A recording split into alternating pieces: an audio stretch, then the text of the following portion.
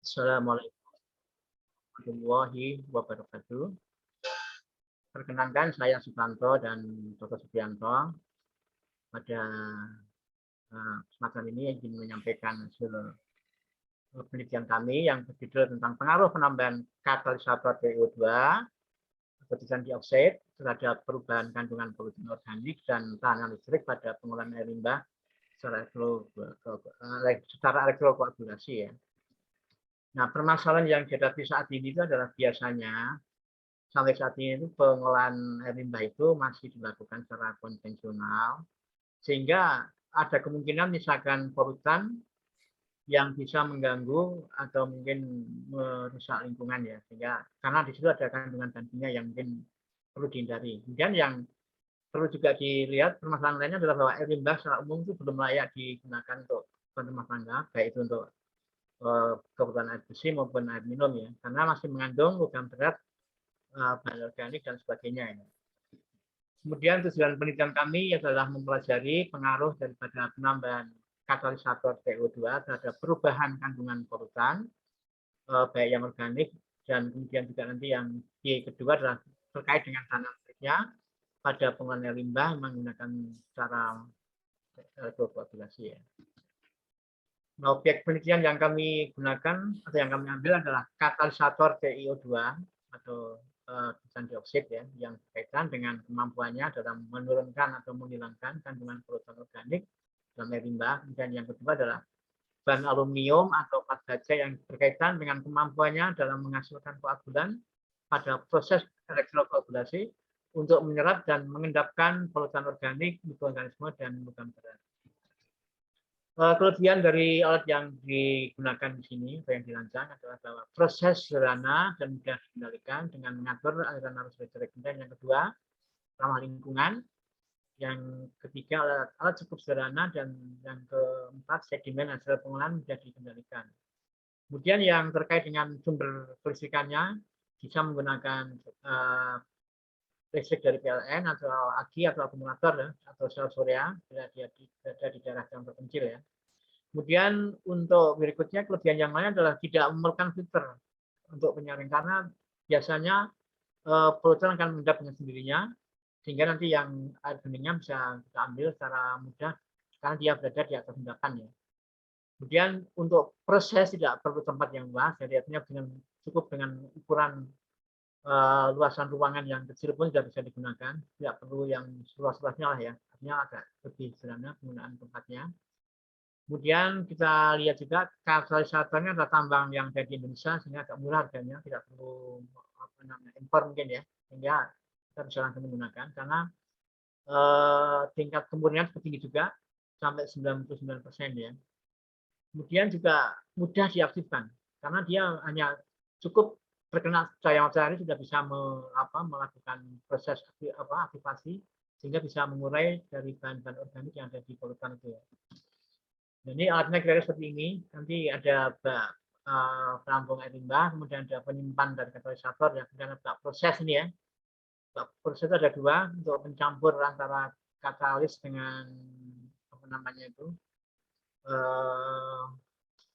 dan menyampur artinya merekatkan dulu ya, merekatkan daripada katalis pada permukaan substrat supaya nanti tidak dia melarut dalam air supaya tidak mengurangi efektivitas kerjanya. Jadi maksudnya begitu. Sehingga ketika dipakai untuk proses di elektrokoagulasi ya, karena nanti kan bersamaan dengan proses elektrokoagulasi ketika TiO2 bekerja akan diikuti dengan fotokatalitik. Nah itu ya saya kira itu yang pokok. Nah, proses yang terjadi nanti bisa memisahkan polutan-polutan baik organik maupun logam berat ya, sehingga bisa mudah mengendap, sehingga diperoleh suatu air yang jernih ya, yang bisa digunakan untuk keperluan sehari-hari mungkin. Ini alat yang sesungguhnya seperti ini ya, kita punya prosesnya itu terbagi dalam 4 sel ya, seperti itu. Nah ini sumber DC-nya itu bisa diganti nanti ya, bisa menggunakan sel-sel juga bisa. Nah, kemudian prosesnya bisa diikuti dengan mudah, kira-kira begitu saja.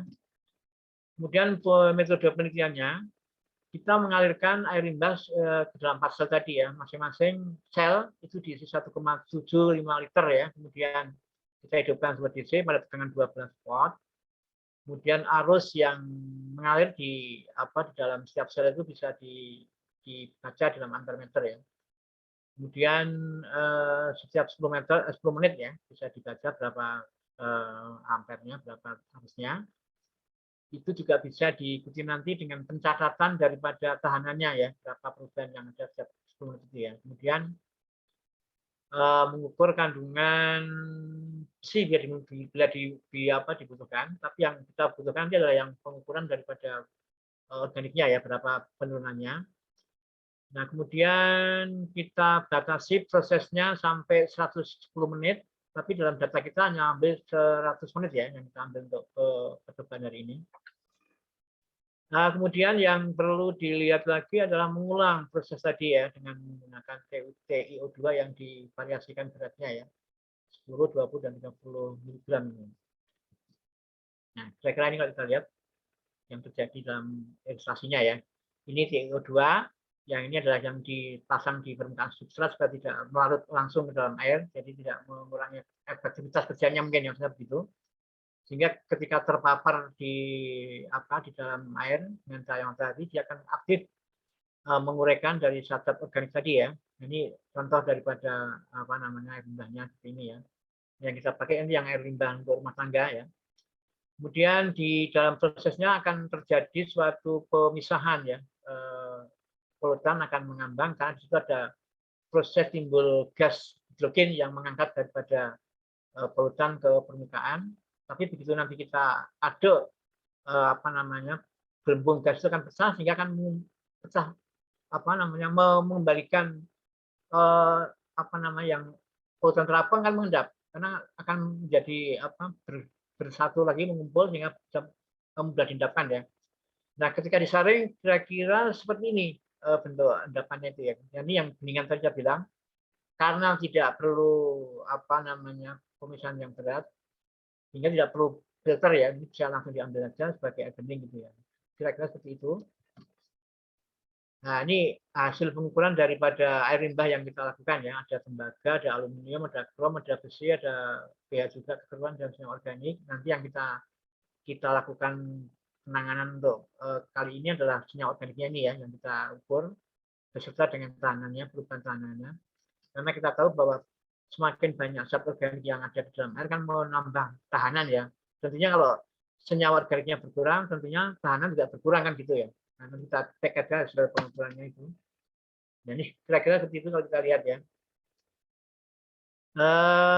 Ini waktu ya yang kita ambil sampai 100 menit ya. Jadi penambahan titanium dioksidnya ya. Ini kalau ini kita lihat ini adalah pengaruhnya terhadap pengukuran daripada perubahan kandungan polutan organiknya ya. Nah, ini kalau kita lihat makin lama makin berkurang tentunya ya. Nah, tapi kalau menurut peraturan dari Menteri Kesehatan untuk kalau kita mencapai air jernih ya untuk berumah tangga itu harus di bawah 10 mg per liter ya. Nah, di sini kalau kita lihat memang ini belum mencukupi ya, belum mensyarat untuk yang tanpa penambahan TiO2. Yang tambah 5 mg pun belum, ini juga 10 belum. Nah, 15 ini yang mungkin yang bisa kita lihat sudah mulai ada penurunan dari 10 ya, 10 mg per liter. Saya kira itu yang perlu dilihat bahwa kita bisa mencapai kondisi itu kalau kita kerja sampai dengan 80 menit ya, dengan berat kapasitasnya 10 mg. Nah, ini adalah terkait dengan perubahan penambahan TiO2 terhadap tahanannya ya. Tahanannya mungkin ya. Jadi kalau kita lihat memang ini kita di sini. Jadi ketika sudah memenuhi 80 menit waktunya dan penambahan TiO2-nya 15 mg, ternyata kita mempunyai tahanan yang terukur itu 1,44 kilo ohm ya. Jadi saya kira yang ini merupakan indikator lain yang bisa digunakan untuk pengujian daripada kualitas air ya, selain daripada kandungan zat organiknya. Jadi mungkin secara real time bisa juga diukur berdasarkan tahanan listriknya. Ini mungkin yang perlu dikembangkan nanti ke depan ya. Nanti tentunya bisa dicari dengan bagaimana persamaan empirisnya. Ya, saya kira begitu kesimpulannya bahwa semakin banyak TiO2 yang ditambahkan ke dalam air limbah ya, ke dalam air limbah yang diproses secara elektrokoagulasi, maka akan mempengaruhi kekurangan polutan organik ya dalam air limbah tadi, dan juga akan menurunkan daripada tahanan airnya, tahanan listriknya ya. Nah, untuk kalau kita bicara berapa yang idealnya ya kita berpreferensi mungkin ya, kita ikuti aturan daripada Menteri Kesehatan RI nomor 32 tahun 2017. Kalau kita ingin mendapatkan air yang bersih, ya tentunya kita memerlukan waktu tadi 80 menit tadi ya, dan penambahan TiO2-nya 15 mg ya.